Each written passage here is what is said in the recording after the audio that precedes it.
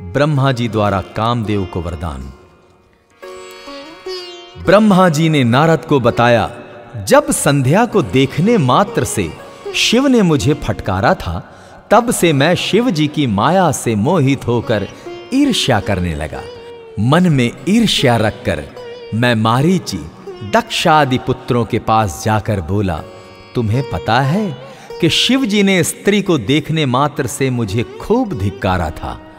उस घटना से मैं आज तक दुखी हूं। अतः जब तक महादेव कोई स्त्री ग्रहण न कर लें, तब तक मेरे हृदय को शांति नहीं मिलेगी।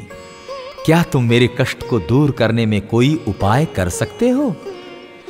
हे नारद, जब मैं इस प्रकार कह रहा था, उसी समय कामदेव रति सहित पधारे। मैंने कामदेव की प्रशंसा करके उनसे कहा, हे पुत्र, तुम संसार में किसी प्रकार शिव जी को मोहित करो। तुम्हारे अतिरिक्त यह कार्य और कोई नहीं कर सकता है।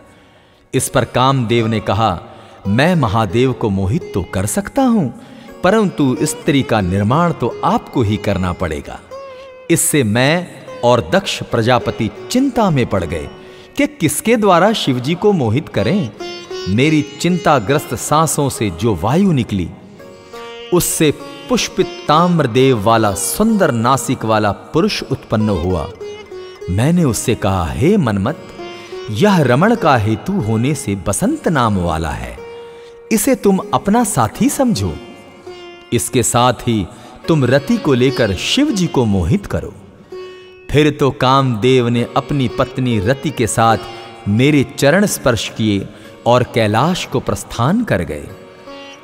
वहां जाकर कामदेव ने प्राणियों को मोहित करने के लिए अपना प्रभाव फैलाया। बसंत ने भी उसका साथ दिया। शिवजी को मोहित करने के लिए कामदेव ने अनेक यत्न किए, परंतु वह असफल ही रहा। उसके सारे प्रयत्न निष्फल रहे। उसने उदास होकर मुझसे कहा, मैं शिवजी को मोहित करने में असमर्थ हूं। कामदेव की बात सुनकर मैं चिंतामग्न हो गया। मेरे चिंतित होने पर मेरे सम्मुख विकराल गण आने को वाद्य यंत्रों को लेकर प्रकट हुए।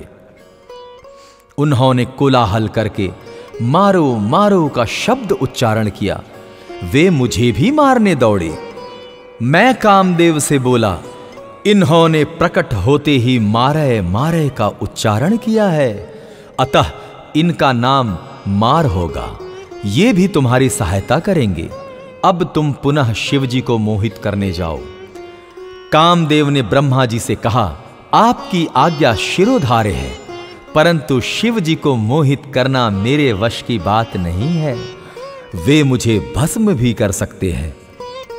ब्रह्मा जी के कहने पर कामदेव मारगणों को साथ लेकर शिवजी के स्थान पर गए, परंतु शिवजी को वह मोहित करने में असफल ही रहे।